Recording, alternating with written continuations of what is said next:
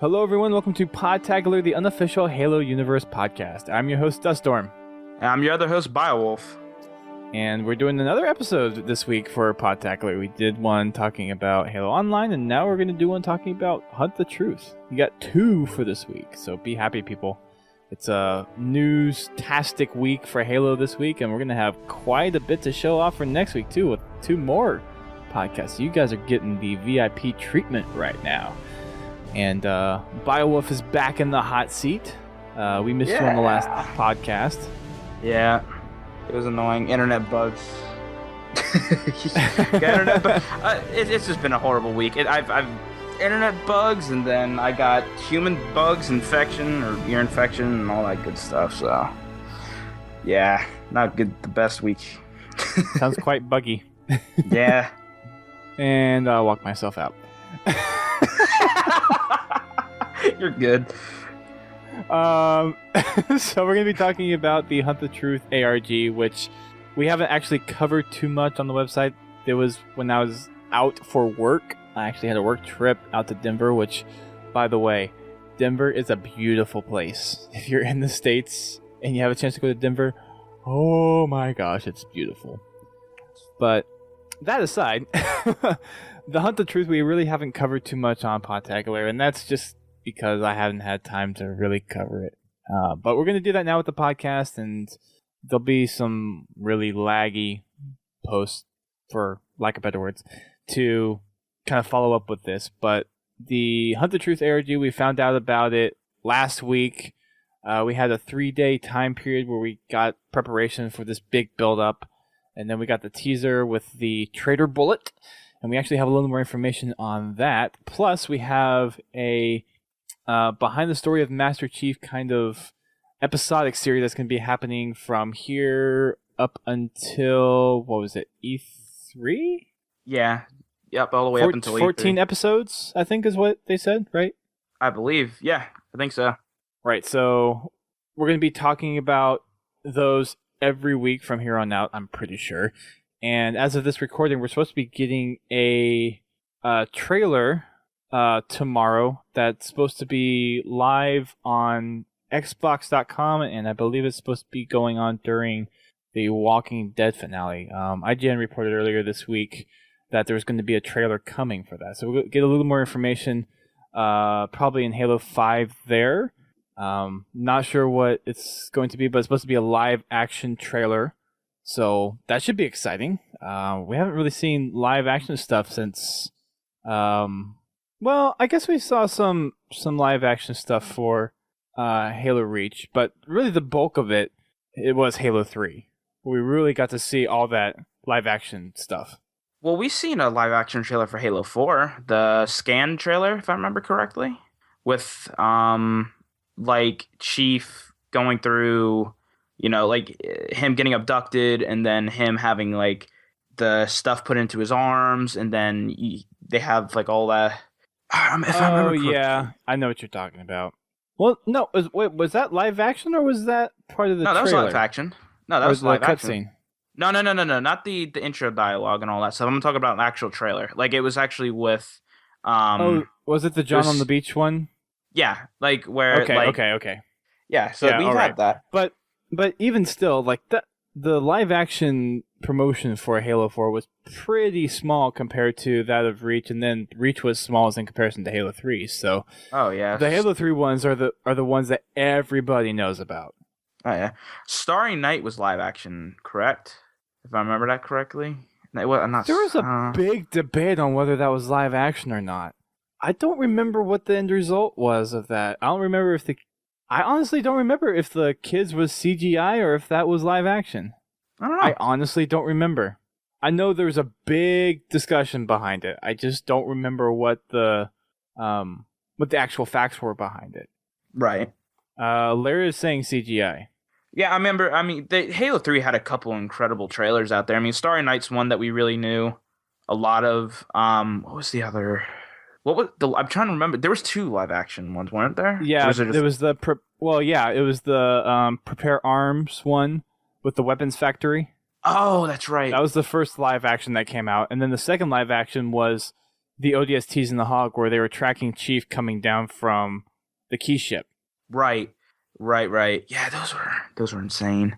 Those were so great. And then the ODST live action one, oh my That was cool too. gosh, That was sick. that was sick. And if Receptor was on here, he'd be going goo goo gaga over it. Yeah. So I remember another live action one that we seen was the what was it? The 8 minute. It was supposedly the 8 minutes of the Halo movie or something like that. I can't remember the name. It was basically where the ODSTs were. That was the two Halo 3 live action ones merged together.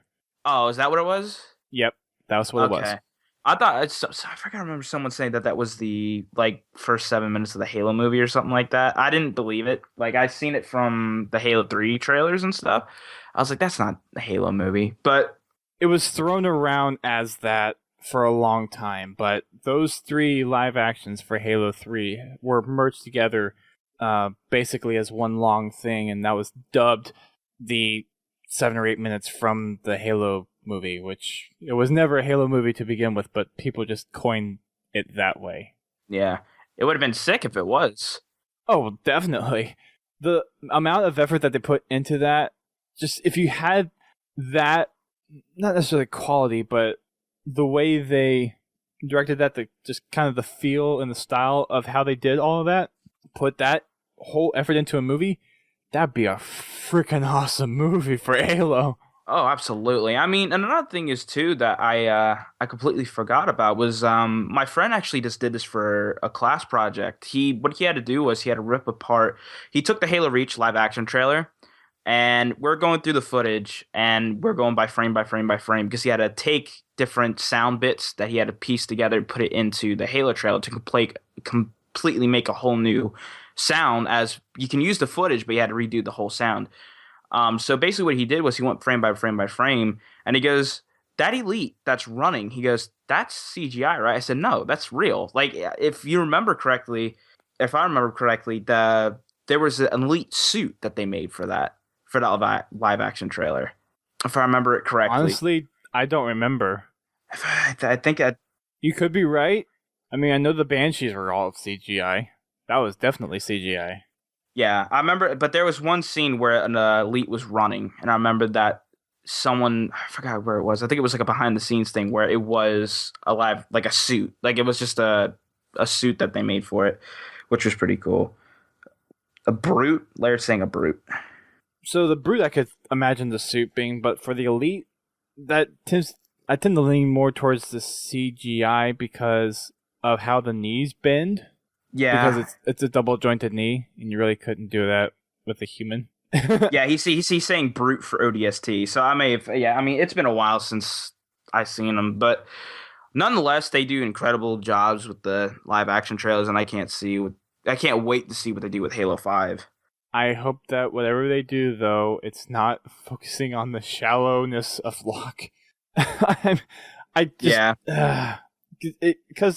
I mean, it goes go back to the whole Nightfall discussion. I don't know how much we've talked about it on the show versus just us talking in staff chat, but it's just from what we've seen with Nightfall, Locke is just a shallow character right now, and there's a lot of building that needs to happen between either now and Halo 5 or the beginning of Halo 5 that really needs to establish a platform for really building his character or diving into the complexities of his character, because right now I just don't feel there's anything there with him. Right. I mean, there's a couple things that need to be touched up on. Like we need so much more as a character than we've seen in Nightfall. Like I felt like I said, like Spartan, what's his name, Aiken, if I remember correctly. Right. Yeah. I felt like I've probably said it before, but I felt like that was more of his story than it was Locke's. So I mean, I agree. I mean, as a character, I think they're going to sit there and show a lot more. I think that was just a bad intro to what Locke could be. I really do. I feel that Locke is going to be a more interesting character in the Halo game. Like, there's a lot of stuff that, like, you have the Halo 2 anniversary cutscenes. those seem to be like he's really out for blood, going out for it, sitting there. He seems more of like a little bit of an attitude compared to what he's seen before. I mean, like, I really hope that they sit there and bring in a character that's well worth, as another main character in the game. Right. I would like something that I could honestly say too was like Buck. I mean, have Buck or somebody search for Chief for some whatever reason he's looking for Chief for. I mean, I don't know. Mr. Fillion himself. Yeah. It would be something that they can do. I have to, well, I guess I don't technically have to, but I'm going to put my belief that 343 can make it to where you get a good character out of Locke. They just gotta do it. Yeah. I mean, his armor looks pretty cool. Well, I mean, armor aside. That's all I got. I mean, if that's all we're really talking about when it comes to Locke, then there's some serious shortcomings that needs to be addressed. I mean, gosh, okay, he has great armor. Okay, what do you freaking do? I mean, his armor looks cool, but no. I mean, Chief armor is cooler. I mean, yeah, but the backstory of him coming from like an Oni perspective and him wanting him to bring him back to UNSC for some reason. Like, there's got to be a character that's got to be well worth it. You know what I mean? Like, that pique people's interest. And I think we're gonna see something with this Halo 5 trailer coming tomorrow. I think we're gonna see something that is gonna sit there and show us what Locke really is.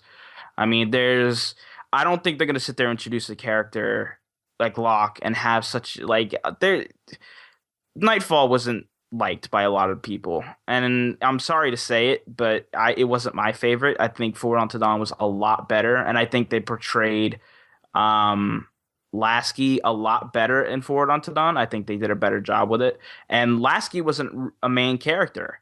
You know what I mean? I just think that it was just a bad intro to someone that's going to be greater than what it was in that particular moment.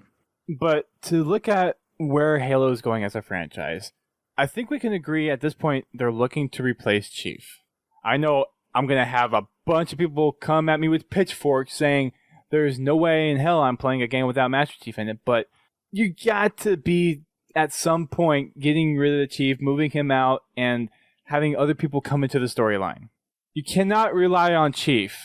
Yeah, you can't have Chief in every single game. It's like you can't. Like it's impossible. It's literally impossible. Like, you make, oh, you can keep on going and going and going. It's like it will lose its luster. It will. It will lose its luster. And I think the proper way to sit there and do it is Chief go out on a heroic. And people are gonna kill me when I say this. On a heroic death. Him saving the world from something greater than we've seen before. And him dying with it. And then that's going to introduce Locke's character a little bit more. I think we're going to see Locke, this individual that's going to hunt, doesn't care how he's going to find him. He could possibly kill Chief if his reaction calls for it. I think he's going to sit there and get persuaded into a different thing, like a different way of looking at Chief. And I think we're going to see something that the UNSC is pulling, not like something but worse than what Oni could do. And that's the reason why Chief went this road per se. That's what he's going for. So like there's a lot of questions that need to be answered in Halo 5. We're going to be getting it. And hopefully this trailer sheds a little bit of light on it. The thing is, I don't think all the questions that we have can be answered within one Halo title. I think with everything that we've seen through Halo 4, with the revelation of the Forerunners, the Didact, and all that stuff, and the Librarian's master plan for the human race, I think Chief is in here for at least 2 more games. Because if the Librarian has the Gaosh, I think that's the right way to say it, permeating through humanity, where the Chief has a role, Cortana has a role, Halsey has a role in this humanity taking on the responsibility of the mantle, then those characters are going to be around for a while. Yeah. I mean, I've foreseen Chief being in the next, I would say, Halo 7, and then like maybe Halo 8 is where things change. Like we have Halo 5 coming out this year, and then we have Halo 6 and another 3 and then 7. I don't know, like in my personal opinion, I don't want to see Chief go. I don't. I like him as a character, and the fact of someone's going to replace him, no one ever can. In my eyes, no one can ever replace Chief. Like he's just done too much as a character, and we've been with him through Halos 1 through 4, and it's like we know his story, we know his tie with Cortana, we know all these things about him. He's seen things no other soldier has. He has a lot done. Not to mention what the librarian did to him during that whole cutscene in Halo 4. Yep. So it's like he's been through a lot, and I don't want to see him go, but I think it's going to be necessary to do so. I think it's going to be. Like I said, I think he needs to go out heroically. Not like you can't. I don't think it's possible to just retire Chief. Like you'd be like, oh, well, I'm going to go into a retirement home for the rest of my life. Like I don't think that's not. It's not possible. Like you can't do that. Retire, no, but I don't think he has to go out in a heroic death. I think there are ways within how the franchise and the fiction is currently set up to where Chief has an exit that doesn't necessarily have to be death. I mean, if you look at what possibly happened to Chief with the librarian, some theories are the Didax imprint. So that might be something mixed in with something in particular with Chief. I mean, that's a really far-fetched idea. I don't personally subscribe to that theory, but I have a feeling that there's some Forerunner either imprint or Gaosh or something that the librarian imprinted onto Chief, and that is going to be the gateway for humanity to reclaim that place within the domain and take the burden of the mantle. And I think Halsey still plays a key part of that. I don't know where Halsey fits, and they better make sure Halsey fits in here because she is an integral part, whether or not people think it or not. Yeah, for sure. But something to go back on this Hunt the Truth thing. Like just to get a little bit past this from tangent. Right. Yeah. I'm really excited for these audio logs or these audio things that we're going to be getting each week. It gets the hype out there a little bit more.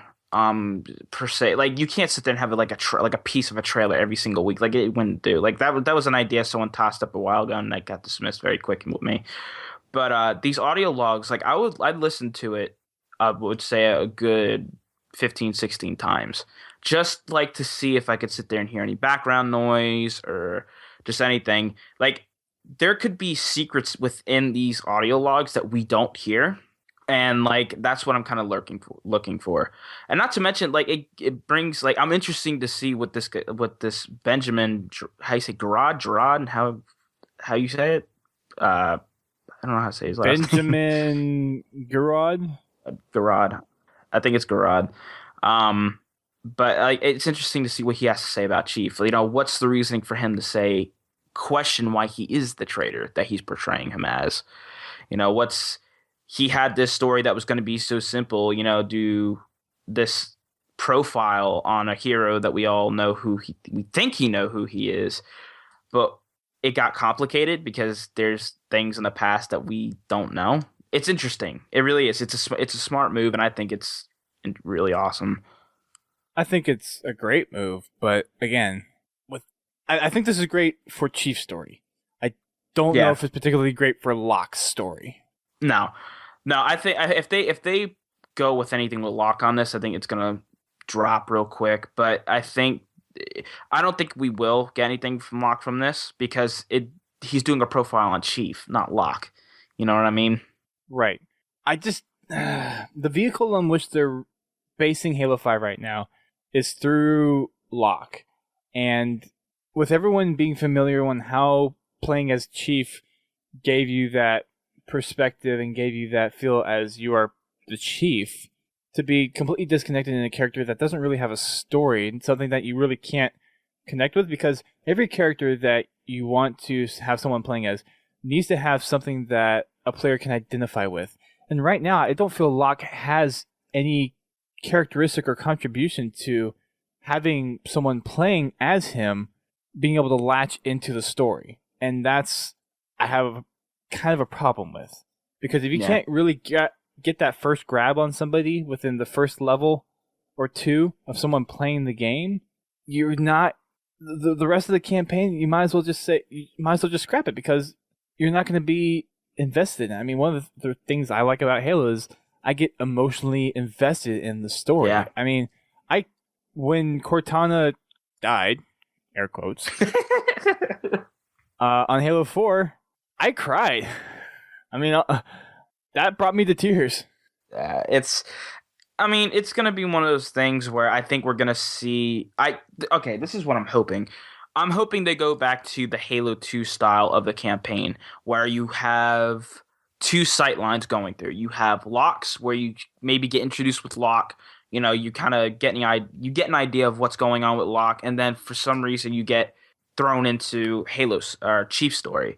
Have two different viewpoints. I think that's something that I really want to see. I like the way they did with that with Arbiter and Chief, with Halo 2, and I really feel that that's something that they should really do with Halo 5, and I really hope that's what they do.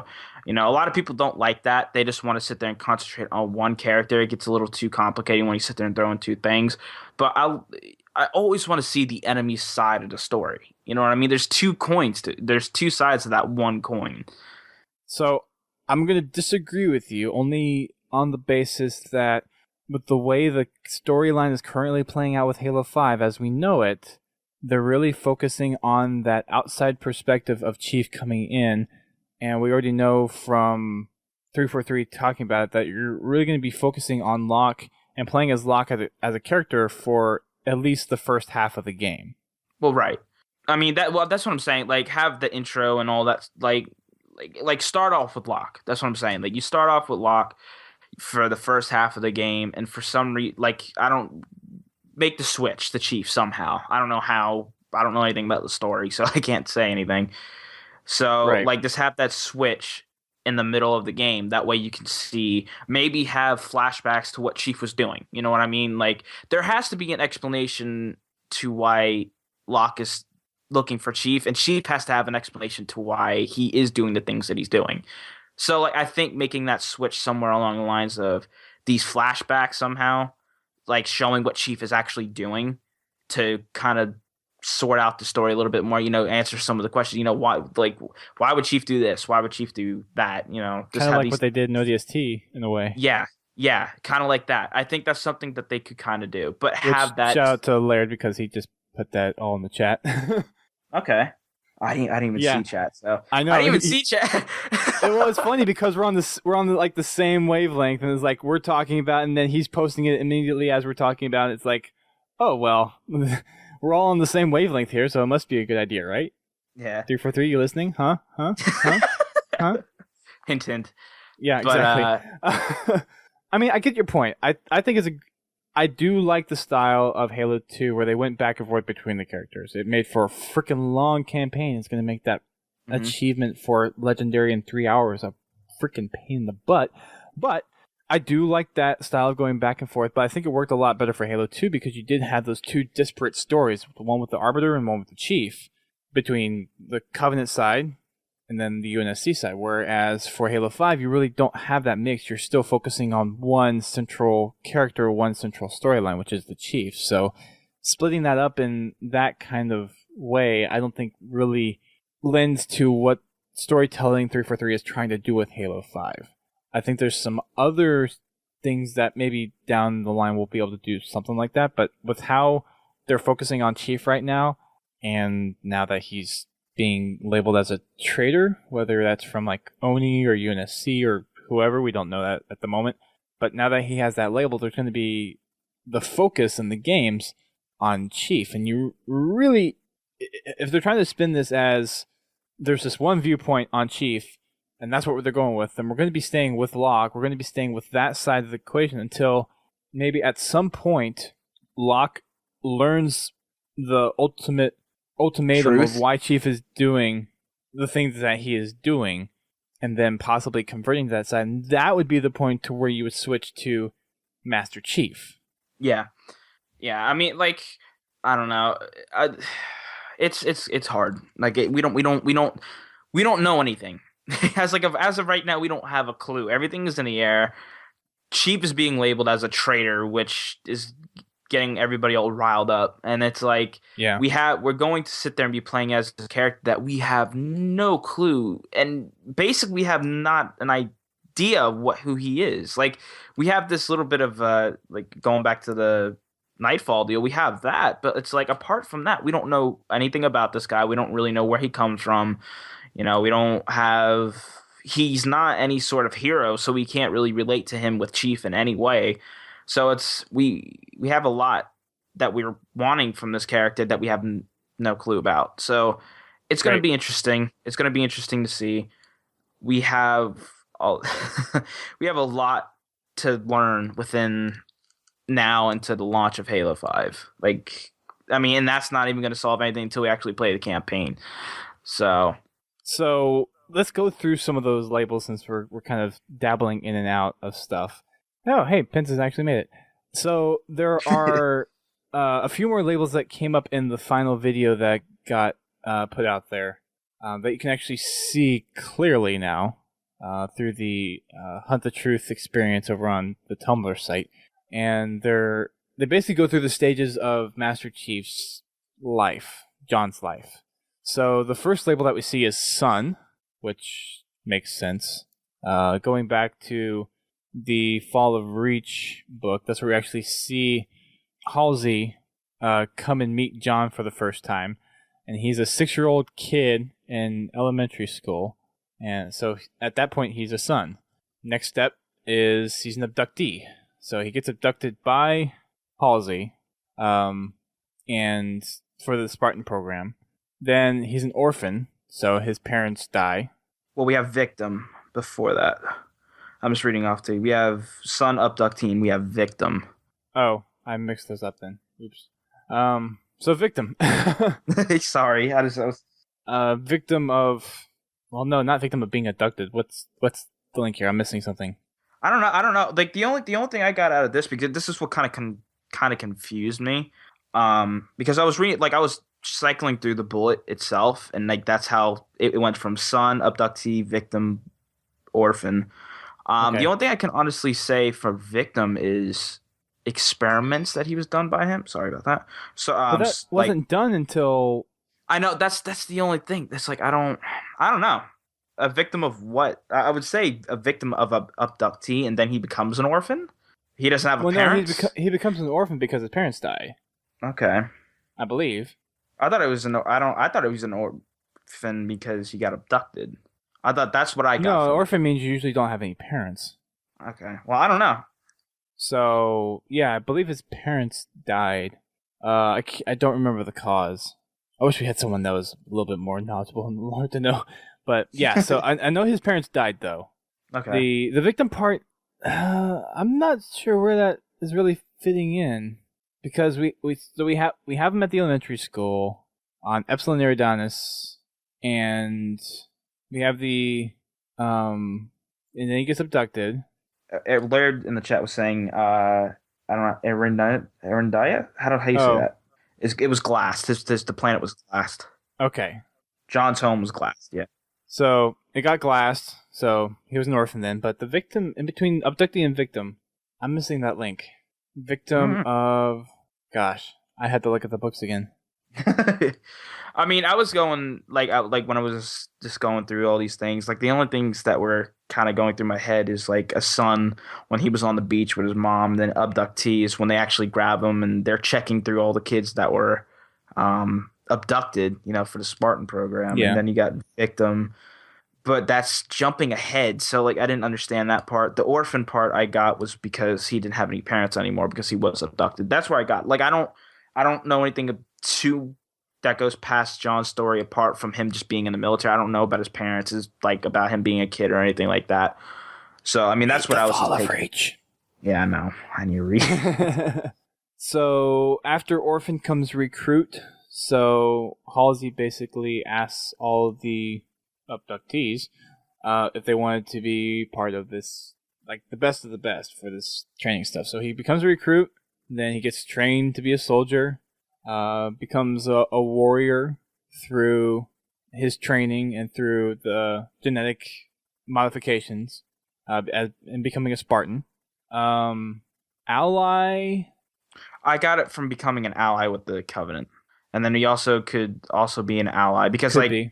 Arbiter saying that I once called him ally and then also called him a friend. So that's where I kind of got that from that. I mean, he could also be an ally just from being your, the Master Chief, being an ally to count on to fight the bad guys. You know what I mean? Like I kind of got that from that.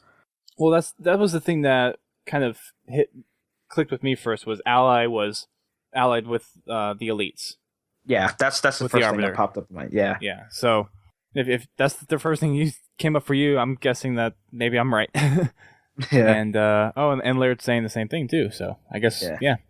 Then we have Hero. So of course, being a heroic force against truth, against the wipeout of humanity, and of course, savior of humanity, stopping the rings from firing, and stopping the Didact. Yeah. For a Halo 4. I don't know if Hero would have been kind of the label for the end of Halo 3 when he stopped the Halo rings, and then Savior would have been at the end of Halo 4 when he stopped the Didact.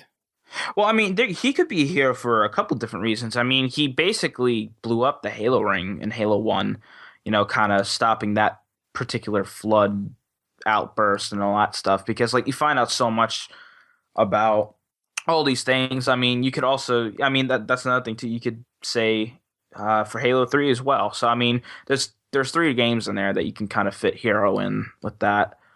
And then you have Savior, which is the savior of humanity, like you're going for. That could also be for Halo 4 as well. When the Didac was going to sit there and mess everything up for the human race.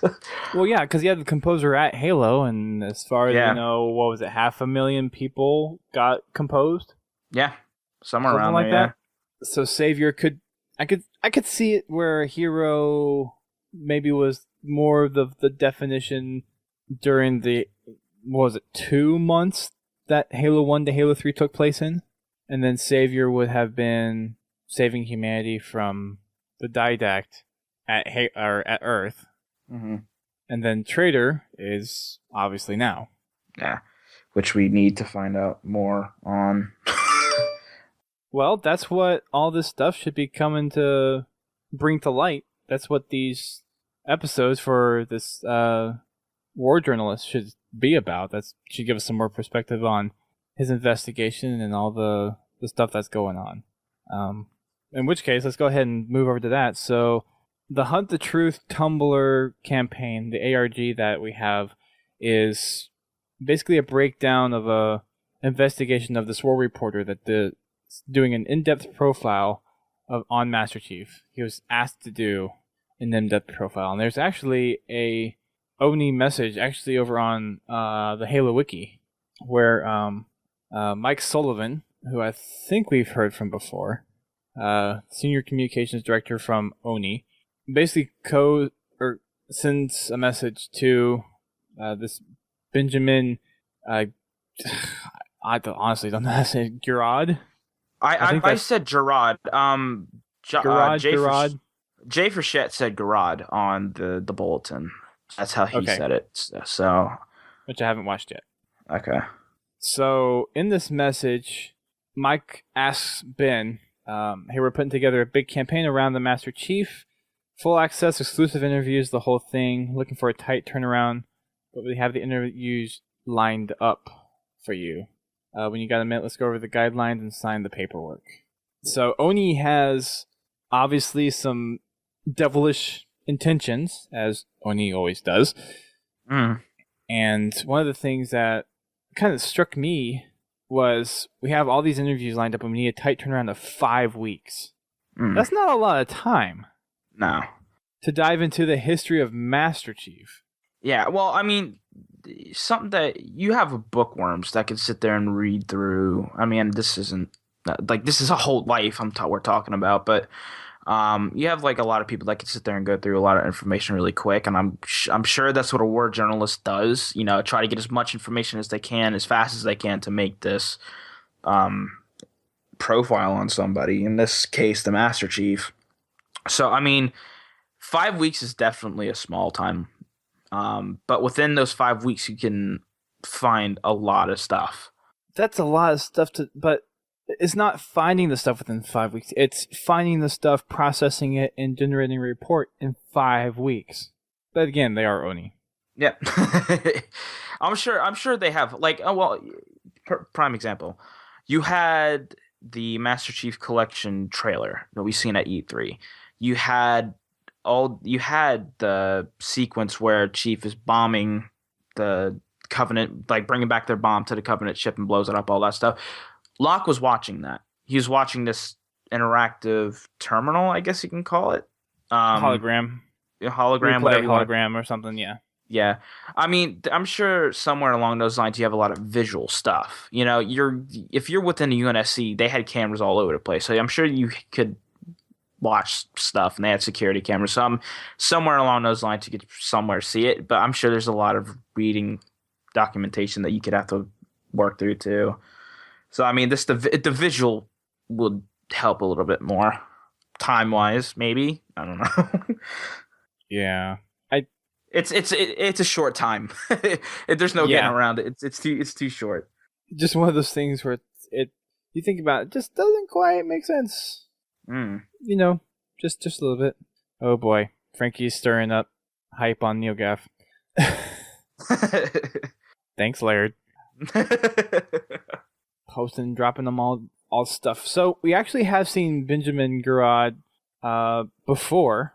He was in the Halo graphic novel in the final story. So he was in the Battle of New Mombasa, believe it or not. He actually had a job of going in, editing, manipulating images coming from a bunch of UNSC sources, and then manipulating them to where it's a little more publicly appetizing or palatable from Oni's perspective. So with that, and this is coming from Halopedia, by the way, if that's something that we see from Ben, what's to convince us to believe the stuff that we're hearing in the ARG to be actually true? I don't know. It's a good question. I mean, he's gonna have to sit there and pull out truthful facts as much as he can. I mean, you can't. I mean, there's a lot of pollution when it comes to like news and different things like that. We see it all the time. You know, people get their stories mixed up all the time. So it's gonna be, like I said, it's gonna be interesting to see what he does say and who's he getting this. What's the source of this information that he's getting it from? I mean, I don't know. It's going to be interesting to see what he says in the coming weeks. I mean, I don't know. Oni had, like, what, apart from UNSC, what would Oni have that would show a little bit more of Chief? So, from the perspective of what we know in the public, I'm sure Oni's trying to hide every possible thing of Master Chief. Other than that, yeah, he was this heroic figure, and after all of that from Halo 3, kind of make him disappear off the map. That would be what I would assume Oni's angle is. To not necessarily snuff him out in the deeds that he's done for humanity in the past, but to just quietly let go of him in the future. Yeah, keep him MIA. After the events of Halo 3, just like there's not too many people that know that he is around publicly. There, you know, you have Lasky and all these different people like Palmer and all that. So maybe Locke's job is to get rid of him. Maybe quietly silence him from everything and make it look like it was an accident or something. I don't know. This reporter, though, there's a little story at the end of the graphic novel for the Battle of Mombasa story, and this is the excerpt from Halo Wiki that I'm reading. It says that he was able to intercept and translate a Sangheili message saying that we need to clear the area before we can secure access to the Ark. And after he got that communique, he was trying to get out of the city while it was being bombarded. And because of all the people trying to get out of the city, he ended up giving his computer to a girl to get out of the city and try to get it up to UNSC High Command to relay that info on. And he actually stayed inside the city. Other than that, there was no mention of him until now, obviously, with this ARG. Right.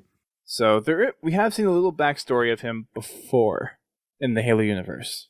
And this is something that I've kind of noticed where 343 is starting to recycle a lot of characters. Like we have these tiny mentions of people, and someone needs to silence their phone. That's what I'm trying to do. It won't stop.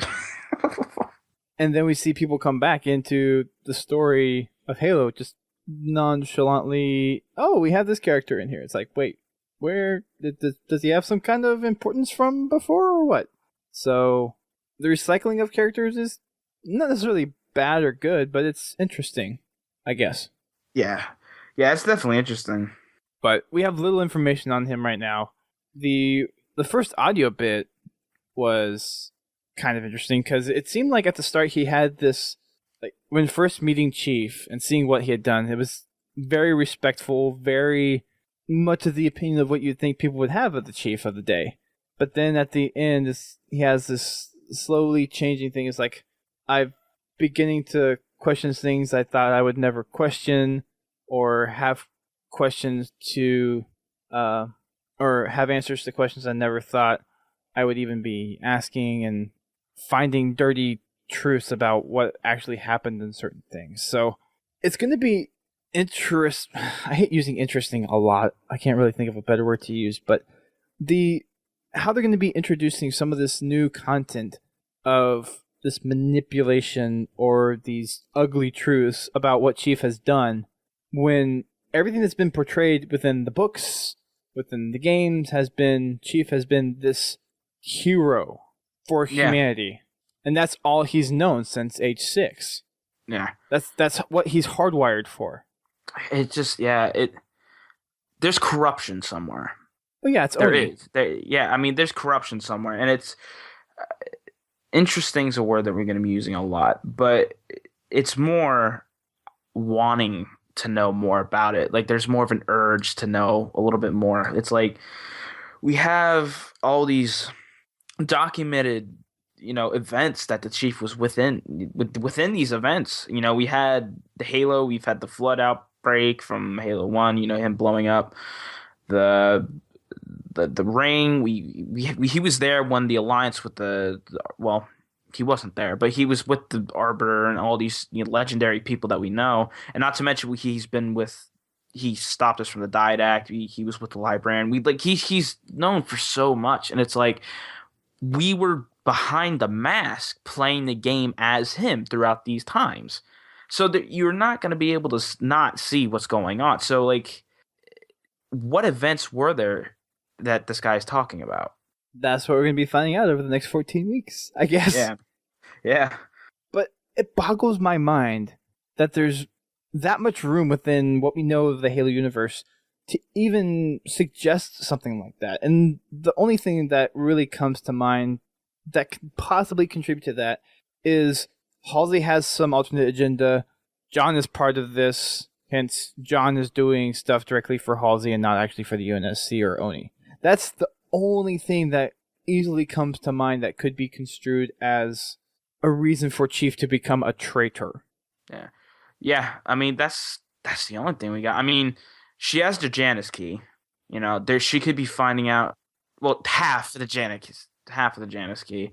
She could be unlocking some stuff in there that we don't know about within this time frame of her getting, I wouldn't say abducted by Jewel Adama, but she's with Jewel, and like she could be finding all these things out about that half of that Janus key. Maybe there's something in there that will maybe bring back Cortana, like some secret Forerunner tech that will make her a better AI than what she was. She was the only AI that we've seen that was a clone of someone's brain, and maybe somewhere along the line she'll enhance that and bring back information to Cortana about Forerunner stuff that we haven't seen yet. Like, I don't know. There's a lot of things that could be going on. I don't doubt it. The thing with the Cortana thing is a really interesting subject, and we could do a whole podcast about it. Oh, yeah, absolutely. But you have to consider, and again, this goes back to the whole loose threads thing that we mentioned earlier. There's just so many open ends to Halo 4 that you have to account for when you're going into this storyline with the Chief. Because ultimately, everything does kind of point back to what the Chief is doing. and Yeah. what he's doing going on this separate mission of his. So you can't Yeah. ignore all the loose threads. And I think it could definitely be pulled all back together with the ending of Halo 4 and with the ending of Spartan Ops and some of the other stuff that we see in the Halo universe. It's definitely possible to bring all that to this grand conclusion, and I think that grand conclusion will be the point where we see Chief make his exit from the or, well, doesn't necessarily have to be exit, but his exodus as the protagonist for the series. Mm-hmm. And that might be a while, but that's the point where you still have to account for all these different loose ends that has been made from Halo 4 to bring it all together and wrap it up in one nice package. Yeah. Yeah, there's so much stuff from Halo 4 that needs to be answered. I think the half of the Janus key with Halsey is something that's really sparking my interest a little bit more than what anything else we've seen with Spartan Ops or just and with the Halo 4 campaign in general. I mean, we didn't really know I mean, we stopped the Didact and Chief is walking and all that stuff, and he gets his armor taken off and all that. But it's like, I want to know something about what's Halsey's up to. She's always up to something, you know. You've seen it in Spartan Up. She was always up to something. So the librarian giving her the knowledge that she needs to complete whatever she wants really gets my attention.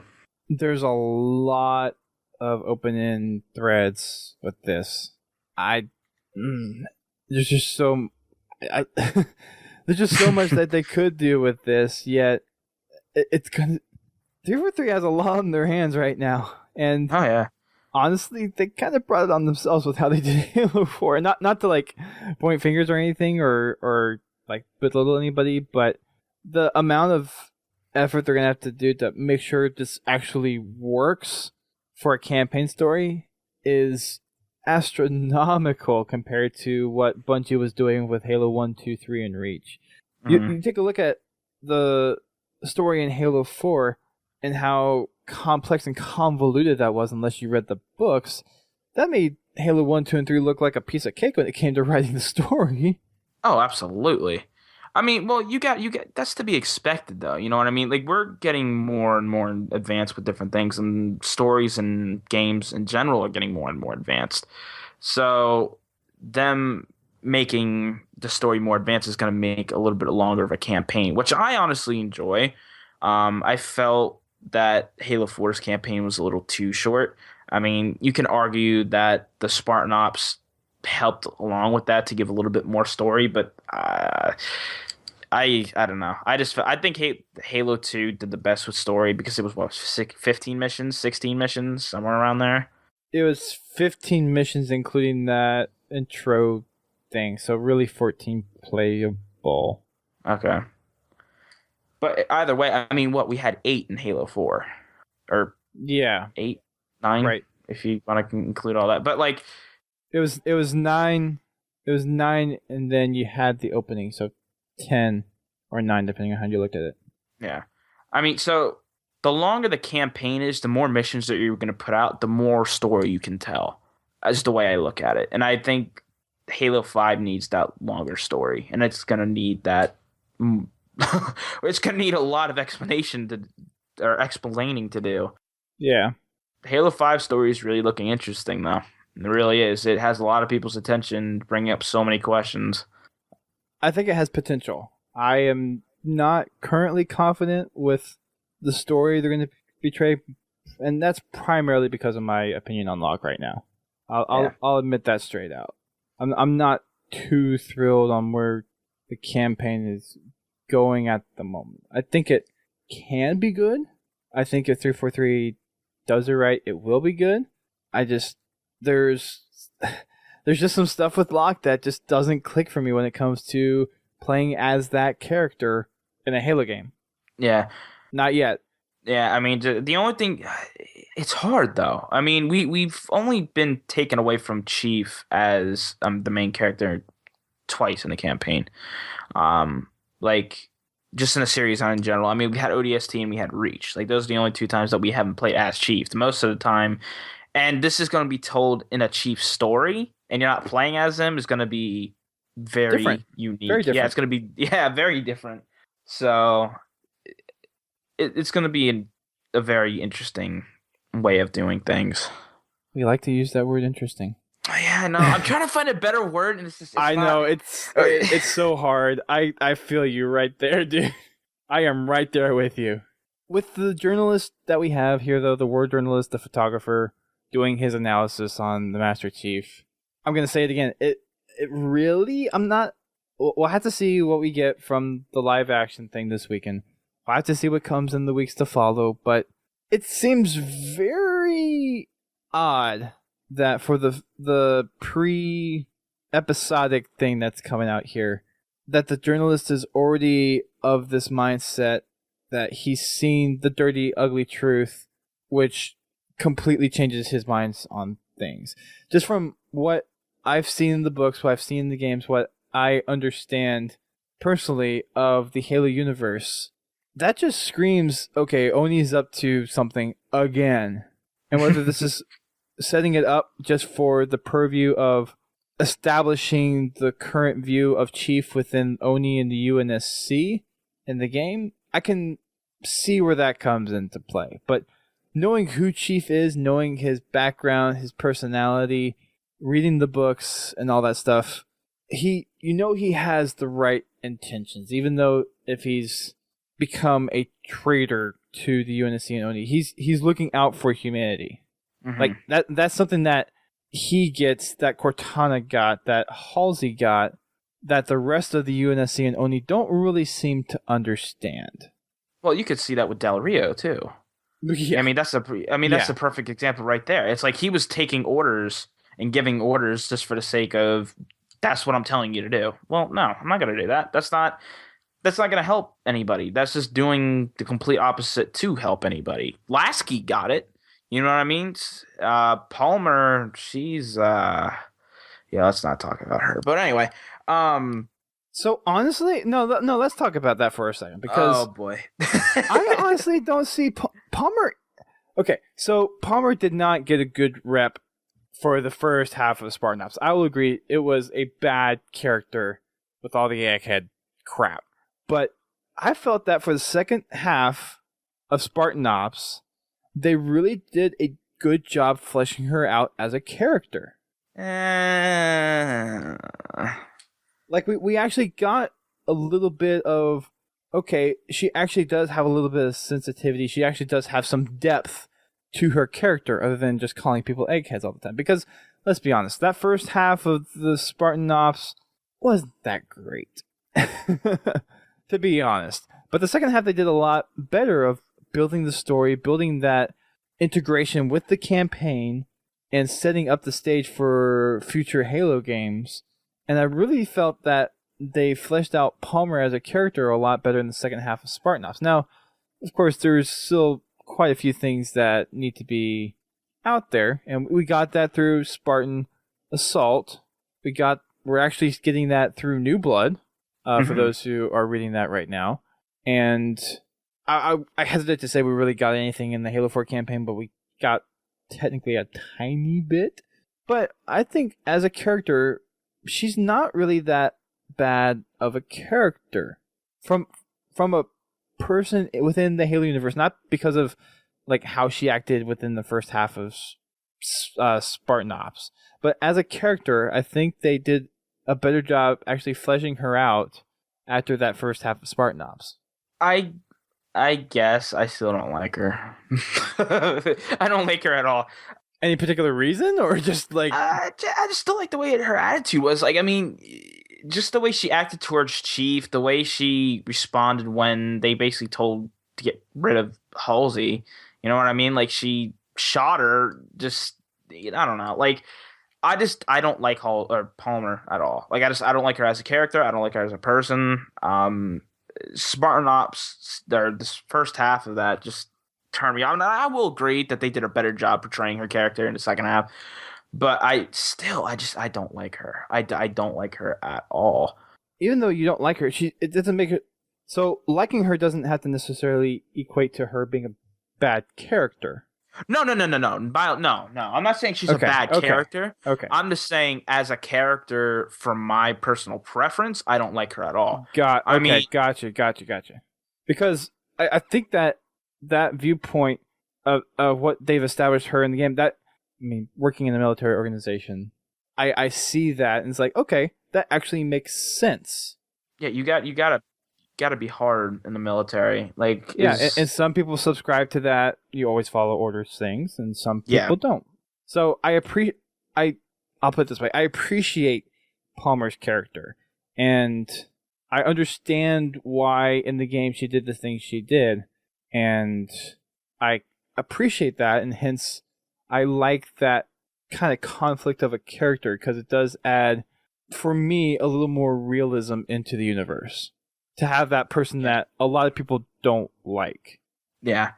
Uh, Because you can't fill the universe with people that you like. And then I'm not saying, because you're obviously going to have those people that are engineered to not be liked. Like you have your main antagonists and all that stuff. Those are engineered to not be liked. But you have someone like Palmer who you think should be liked but isn't. And I find that brings a certain realism to the universe. And that's why I like her as a character.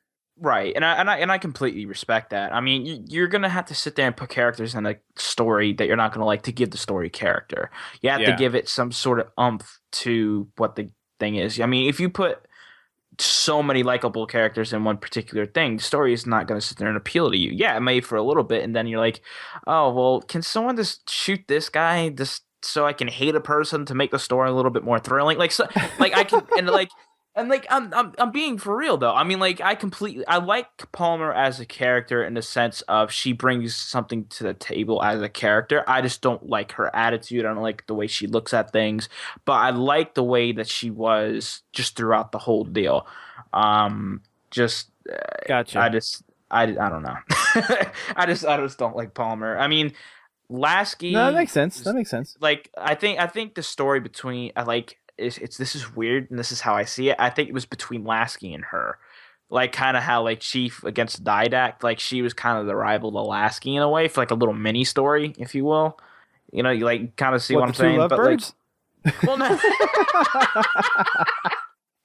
no, no. I'm just saying like antagonist and protagonist. Come on, Lasky Palmer forever, dude. No. Were you? I guess you weren't. Were you? I guess you weren't really around when we were doing that whole thing, and while Brent was still a co-host. And I think those theories are still kind of. They're not as prevalent now, but there were definitely a lot of theories that Lasky and Sarah had a thing. It wouldn't surprise me. Like that, like Halo 5 comes in and like it's like an opening intro of them having a wedding and like Chief's the ring bearer and like Arbiter's just sitting in the background jamming out. Yeah, Okay, that would be ridiculously awesome. I mean, Halsey with her like one arm is just like applauding with a robotic arm that she made herself because like with Cat or something. I don't know. Like there's a lot of things that could happen.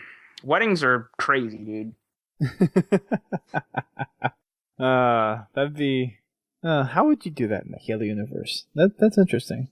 Put them on. I don't know. Put them on the arc, like at the very end of that waterfall cutscene, like where, like that'd be interesting. Like have them like on the arc where that would be very romantic. You have like a giant waterfall in the back, and like the whole ring thing starts exploding, and everybody has to rush out and start killing stuff. Like that's how it should be. If you're gonna have a military wedding, come on, you gotta have something. That is ridiculous, dude. Too dramatic? Maybe a little bit. Oh boy. Good stuff. So we're gonna get some more info. Do these come out Weekly? Yeah, but weekly on when? Sunday, Monday? With the next one's tomorrow, so it's gonna be every Sunday. Every Sunday. Okay. So every Sunday up until E3, which hopefully I'll be there. Hopefully. And we'll be talking a little bit more about the live action stuff. Of course, it's going to be coming out tomorrow. So we're looking at possibly doing 3 podcasts next week. We'll be doing one with ESL. That one will not be live per the request. We're going to be doing one with the Sins of the Prophets team. That is a mod for Sins of the Solar Empire. Right? That's the base game for it, right? Yeah, if I remember. And that is a mod for, it's basically a space squad simulator game. So you fly around to different systems with your squad of ships and you battle other squads of ships. It's really cool. Looking at some of the videos that they have online, I definitely couldn't do it because I'm not a strategy person. I'm horrible at strategy. I'm lucky to get by with first-person shooters, and that's what I'll stick with. But yeah, so it's basically you're taking UNSC vessels and ships. You're making fleets out of those with obviously resources from the planets that you control, and you're battling Covenant ships essentially. That is what Sins of the Prophets is, and we'll be talking about it more next week, and then we'll probably have a third podcast talking about the Hunt the Truth stuff coming out for tomorrow. Lots of interesting stuff to talk about this next week. So we're pumping out podcasts here for the next month or so, probably, because we have the week after. I think we also have 2 shows, or it could be 2 weeks after that. So yeah, we're gonna be pumping out podcasts. Real? Oh my gosh, it is. It's ridiculously real, dude. So that's going to be coming down the pipeline for you guys, and either after next week or the week after, depending on when everyone finishes reading it. I don't know how far you are, Bio, but we're going to have the podcast on New Blood. We'll have that. And then I'm hoping shortly after, like before E3, we'll do one on Broken Circle, because I do want to do a podcast on that. I will be reading that promptly after I finish New Blood. And we'll be doing... We still haven't done our Cannon Fodder episode, too, so that'll probably be done in 2 weeks as we catch up on some of that stuff. Lots of podcasts.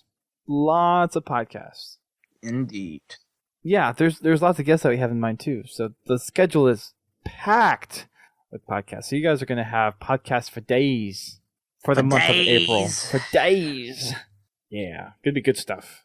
Be interesting if we get to 500 before our 10-year anniversary. We're not on the schedule to get it done by then, but with how many podcasts we'll be pumping out, it's possible we could. You could. It's very possible we could. You could. If we hadn't had our multitudes of hiatus. Is that the plural for hiatus? Those are big words that are not in my vocabulary, dude. We would be up to right around 520 episodes. But if we get to 500 before our 10-year anniversary, that would be freaking fantastic. What would be really cool is have the 500th episode on the 10th anniversary. On the 10th anniversary, yep. That'd be sick. I know, yep. So that is going to wrap it up for us tonight, I think, unless, Bio, did you have anything else to add to all this stuff? I think we covered most of it. Palmer and Lasky's wedding definitely needs to be a thing. I'm going to put up like a straw poll to see how many people want to see that up. So that's going to happen. Easter egg, absolutely. The Halo hype is really making an entrance, and I'm thinking after this trailer that we're going to get from tomorrow, a lot of people are going to be going absolutely ape crazy, dude. So like I'm excited. The Halo hype for Halo 4 was there, but I'm feeling the way that they're going to do with this it's definitely going to be a lot better. It seems like a lot of the feedback has been very curious about what's going on with the Hunt the Truth, which is a good thing. Yeah. I mean, we were exposed to a tease of what the Halo multiplayer is going to be, so we understand that. Like, we get where they're going with that. Such a tease. 3 weeks is never enough. But no, I mean, we understand where they're trying to, the aim that they're going for the multiplayer for that, so we can kind of get an idea. But we don't have a clue what the the campaign is, the story is. So as the weeks unfold and the months unfold, the more and more information we're going to get, and the more people are going to get excited for it. So I think 343 is doing a good job to throw out some interesting facts, and I think the perfect way to do this, honestly, is just audio log. People don't have to read anything. You know what I mean? And if they honestly wanted to, they can go to the site and maybe they update something and people find little Easter eggs that give a little bit more to the story and all that different stuff. I mean, people found coded words, if I remember correctly. Like there was like a coded word that was like in the text of the site itself. Like you just had to zoom in and do all this crazy crap. But I think these audio logs are going to be pretty cool. I honestly would like it, maybe a video, but the audio logs are going to suffice. The audio logs are interesting, and they've done that in the past. And no layer to haven't listened to I Love Bees yet, but that's one of the things I need to do to kind of get a comparison for. Well, they've actually done ARGs for. I mean, they had one for Halo 2. They had one for Halo 3, which I never got my package for, which kind of sucks. They didn't do one for Reach, did they? Not that I know of, no. I don't think so. Not that I recall. I could be wrong. I'm gonna be wrong, like I usually am. So yeah, this will be the first time since Halo 3 that we've had an ARG for Halo. This is good stuff. Absolutely. That was going to wrap it up for us tonight. So thank you everyone for tuning in for this impromptu show for those of us that are live on Twitch, and for those that are not, thank you for downloading us, whether it be iTunes, Zune, or whatever RSS podcast aggregator that you have. Thank you for taking the time to download and listen to us. We appreciate it. You guys can check us out on our website, podtacular.com. And while you're there, check out the forum, send us a submission, tell us what you think about all this crazy news about Halo 5 and now Halo Online and all the other stuff that's going on in the Halo universe. We'd love to hear your feedback. We'd love to hear what you guys have to say. And you can always do that by sending us an email by clicking that submit button on the homepage, or you can send us an email directly to submissions@podtacular.com. Or if you're feeling a little chatty, you can actually call our listener voicemail at 240-200-HALO and leave a Halo message. Please give it about 90-second, 2-minute max whenever you call in. That way we can keep it short and sweet on the show. You can also check us out on our social networks. We're on Twitter, Facebook, Instagram, and YouTube. And we'll actually be having a new episode of Achieving Halo coming out in just a couple days. Probably tomorrow as of this recording. So that's coming up from Godzilla Todd, so major shouts out to him. And we're doing a new thing on our homepage right now, and that is doing screenshot highlights. So we actually had our first highlights for the week, and thanks to our resident Welshman, Receptor 17, we have our first set of 10 up there, and we're going to be doing 10 of the best community screenshots that we have available to us and highlighting those for the week. So what you can do for that is if you have some screenshots, and if you're taking screenshots with the new screenshot feature from the upload update for Xbox One in March, then you can either tag those to us from Twitter or Facebook, or you can send that right along in a submission, or you can head on over to our forums and drop a link in there. We would appreciate it if you do give us the original, so the link to the original in your OneDrive. That way we can get the full 1080 or the 1920 by 1080 resolution. That way we can put it up and have it shown across the internet for the glory that it deserves.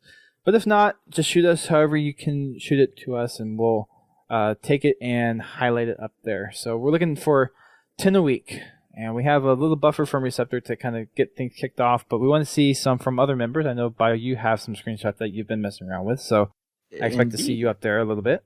That's just one of the ways we're trying to get the community involved, and actually I had someone come to me yesterday with an idea of doing a little screenshot montage, so we might be doing that as a new YouTube thing as well. It wouldn't take too much time, so it's something I could actually look into doing, or maybe have someone else do. Biowolf, hint, Biowolf. We can talk afterwards. But that's something that we're looking to do, and of course we're always looking for community involvement, so of course check out the forum, send in submissions. We would appreciate all of that. And last but certainly not least, we have our podcast network, thepodcast.com. That is thepodcast.com. It is our network of sister podcasts, which include the likes of Guardian Radio, Critcast, How to Murder Time, Work in Progress, and the newly added Learning Cliff, which is an EVE Online podcast. So if you're into the EVE Online scene, or if you're looking for yet another podcast to listen to, head on over there and check them out. They just got their start a couple months ago. They're on episode 8 right now, so go give them a listen, give them some good feedback and some valuable input, and just be a good, welcoming guest to them as they join this network. So huge shout outs to you guys for making it onto the network. Can't wait to listen to you guys and see what you guys have to offer. So I got a bit of homework to do. Yeah. And yeah, I'm back in school again. So that's going to be it for tonight. Thank you everyone for tuning in, and until next time, keep on fragging Halo ARGs. Keep on fragging weddings. Hart Lasky and Palmer. Yeah.